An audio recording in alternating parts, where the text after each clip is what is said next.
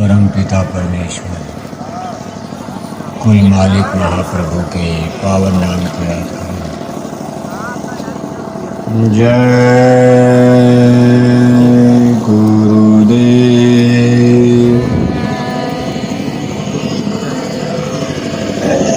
जय गुरुदेव नाम किसका, जय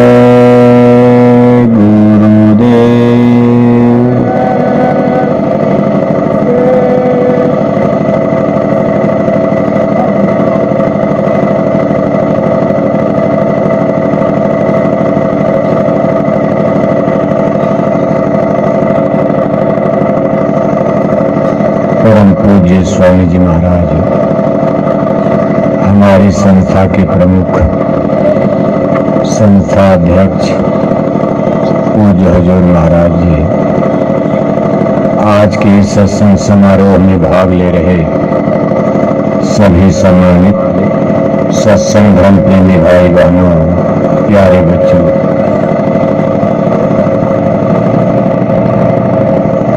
आज आपके इस गांव में जिला गुमला, झारखंड प्रदेश, जय गुरुदेव धर्म प्रचारक संस्था मथुरा की तरफ से शाकाहारी सदाचारी मानव धर्म का आत्म कल्याणकारी आज सत्संग संदेश होने जा रहा, जिसके लिए हमारे परम पूज्य स्वामी जी महाराज ने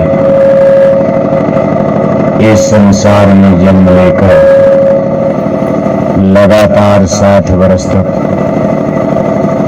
जंगल पहाड़ों की कठिन यात्रा करते हुए अनेक प्रकार के कष्ट क्लेश उठाकर अपनी आध्यात्मिक पाठशाला सत्संग में बैठाकर हम भोली भटकी मानव आत्माओं को इसका ज्ञान और बोध कराने का प्रयास किए और उनकी बात हमारे संस्था प्रमुख पूज्य हजूर महाराज जी लगातार 10 वर्ष से छोटे बड़े काफिले निकालकर यात्रा के साथ लगातार प्रयास परिश्रम कर रहे हैं। वास्तव में ये संदेश जो हम इंसान और मनुष्यों के लिए सत्य में सार्वभौमिक और शाश्वत सनातन है, चाहे हम किसी जाति के हों, किसी धर्म और संप्रदाय के हों, किसी भी देश के हों, हम कोई भी भाषा बोलते हों, लेकिन ये संदेश सबके लिए है। और अगर इस संदेश के मुताबिक हमने अपनी रहनी गहनी आचार संहिता, अपना चाल चलन आचार व्यवहार बना लिया, तो हमारा आपका लोक के साथ साथ परलोक भी संवर सकता है, सुधर सकता। चूंकि हम मनुष्य शरीर में पैदा हुए हैं, मानव जीवन का 2 लक्ष्य होता है। एक तो जब तक इस शरीर में हमको आपको रहना है, इस शरीर की रक्षा करना भी हमारा कर्तव्य और धर्म है। इस शरीर की रक्षा के लिए रोटी कपड़ा मकान, इसको बला बीमारी से बचाना, जाड़ा गर्मी बरसात से सुरक्षित करना, ये हमारी आपकी जिम्मेदारी बनती। साथ ही साथ अपनी आत्मा के कल्याण के लिए भी हमको आपको इस मानव जीवन मानव जन्म में मानव का जन्म पाकर विचार करना चाहिए। इसको ठीक करो भाई, थोड़ा इसको दूर को उधर घुमाओ, बक्सा उधर घुमाओ, पीछे भी है क्या?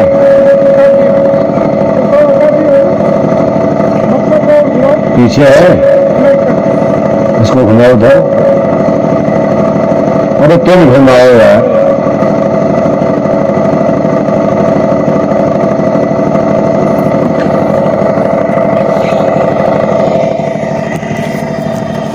रुक मोबाइल है।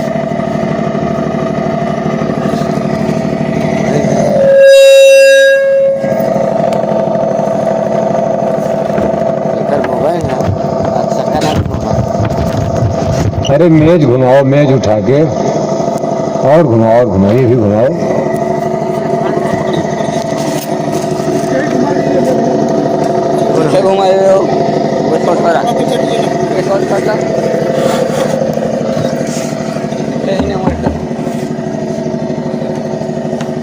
अन्य जन्म जोनियों में इस संसार में ईश्वर भगवान की तरफ से जितने प्राणी और जीव पैदा किए गए हैं उनको केवल इस जीवन में एक ही कर्म करना पड़ता है। उनकी एक ही जिम्मेदारी है, अपने शरीर की रक्षा यानी हिफाजत करना। जैसे गाय बैल कुत्ते बिल्ला कीड़ा मकोड़ा पशु पक्षी जितनी जन्म जोनियों को आप देखते हो, ये संसार के सकल जीव और प्राणी इस संसार में पैदा तो होते हैं, लेकिन इनको भोग भूम जोनि कहा गया। ये इस मनुष्य शरीर में किए हुए कर्मों का इन जन्म जोनियों में भुगतान करते हैं, इसका परिणाम भोगते हैं, प्रायश्चित करते हैं। उनको जीवात्मा के कल्याण करना तो अवसर है, न उनके लिए कोई विधा व्यवस्था है, न उनके लिए ऐसी कोई संभावना बनती। वो इस पर चिंतन और विचार भी नहीं कर सकते। लेकिन मनुष्य को ईश्वर ने इस किस्म का बनाया, इसके अंदर ऐसा विवेक बुद्धि ज्ञान भर दिया। अगर हम आप इसका विकास कर लें, इस मनुष्य शरीर में अपने ज्ञान और बोध को, अपने चिंतन और ख्याल को हम बहुत ऊंचाई तक पहुंचा सकते हैं। जैसे जिस दिन बच्चा जन्म लेता है वो अबोध अज्ञान यानी शिशु अवस्था में होता, उसको टट्टी पेशाब का भी ज्ञान नहीं रहता। लेकिन वही जब स्कूल कॉलेज यूनिवर्सिटी में पहुंचता, टीचर ट्यूटर मास्टर उसको पढ़ाते हैं, सिखाते, वही बड़ा बड़ा ज्ञानी विज्ञानी बनकर, इंजीनियर डॉक्टर बनकर दुनिया में कितनी बड़ी बड़ी किताबें लिख देता, कितनी बड़ी बड़ी मशीनें बना देता, कितना बड़ा जगत को ज्ञान और बोध देने वाला बन जाता। ये अवसर, ये चांस केवल मनुष्य को दिया गया, यानी हमारा बौद्धिक विकास और इसी के साथ हमारा आत्मिक विकास। अब हम आप मानव जन्म पाकर सबसे बड़ी हमारी आपकी भूल यही हो जाती कि हम केवल शरीर की रक्षा में या अपने बौद्धिक विकास में ही लगे रहते हैं। पढ़ लिख करके नाना प्रकार की किताबों का ज्ञान प्राप्त करना, हिंदी अंग्रेजी साइंस विज्ञान पढ़ना, ज्योग्राफी हिस्ट्री पढ़ना, बड़ी बड़ी डिग्री प्राप्त करना, लेकिन इससे आत्मा के कल्याण का कोई मकसद और हल नहीं निकल सकता। हम आप संसार की सारी किताबें पढ़ लें, लेकिन तब भी आत्मा का कल्याण नहीं हो सकता। हम आप कितने बड़े ज्ञानी विज्ञानी बन जाएं, तब भी जीवात्मा का कल्याण नहीं हो सकता। हम आप दुनिया की सारी दौलत हासिल कर लें, इसका भी आत्मा के लिए कोई लाभ नहीं मिलेगा। हम आप इस संसार में कितनों मशीनें बना डालें, आज आदमी का बनाया जहाज देखो चंदा मामा की यात्रा करता, आदमी ने इंटरनेट बना लिया, कंप्यूटर बना लिया, मोबाइल बना लिया, कार, मोटर, हवाई जहाज, हेलीकॉप्टर बना लिया, एटम, परमाणु बम सब बना डाला, लेकिन इसमें आत्मा के कल्याण का कोई भी मकसद और हल नहीं निकल पाता। अब आपके हाथ में मोबाइल है, आप अपने किसी संगी और दोस्त से, रिश्तेदार से लंदन अमेरिका से बात करते हो, लेकिन आपकी मोबाइल के द्वारा ईश्वर भगवान से बात नहीं हो सकती। मोबाइल में आप अपने रिश्तेदारों की फोटो, उनके चित्र, वो लंदन अमेरिका में बैठे हो, आप उनका दर्शन कर सकते हो, देख लेते हो, लेकिन इस मोबाइल में ईश्वर भगवान का दर्शन या उनसे बात करना, उनका साक्षात्कार संभव नहीं है। लेकिन महापुरुष बताते हैं कि भाई ऐसा भी संभव हुआ। इसी मनुष्य शरीर में जन्म लेकर तमाम महापुरुषों ने ईश्वर और परमात्मा से भी बात किया, उनका भी साक्षात्कार किया, ईश्वर भगवान को भी उन्होंने देखा, मरने के बाद नहीं जीते जी देखा है। मरने के बाद की तो कोई गारंटी नहीं है, तो अब वो लोग यहाँ बताने के लिए आ नहीं सकते। जब लोग इस शरीर में थे, अगर उन्होंने इसका कुछ प्रूफ और प्रमाण दिया है, तब तो ही हम आप पढ़ते हैं, सुनते हैं और उसी पर यकीन विश्वास किया जाता। जैसे भगवान राम या भगवान श्री कृष्ण, इन्होंने अपने स्पिरिचुअल टीचर्स, जो कुछ उन्होंने धर्म ग्रंथों में या किताब उनकी वचन वाणी, जो कुछ उन्होंने मनुष्य शरीर में रहते हुए कहा, लोगों को सुनाया, बताया, और वो किताबों के रूप में आज तक जिंदा हैं।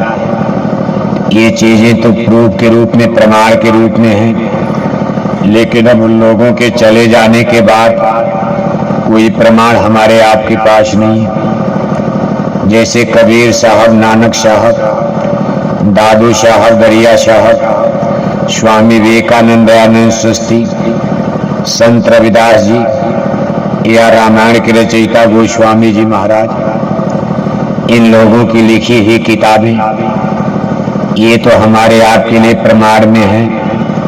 और किताबें उन लोगों ने मरने के बाद नहीं लिखा, किताबें उन लोगों ने जब भी लिखा होगा, मरने के पहले ही लिखा होगा।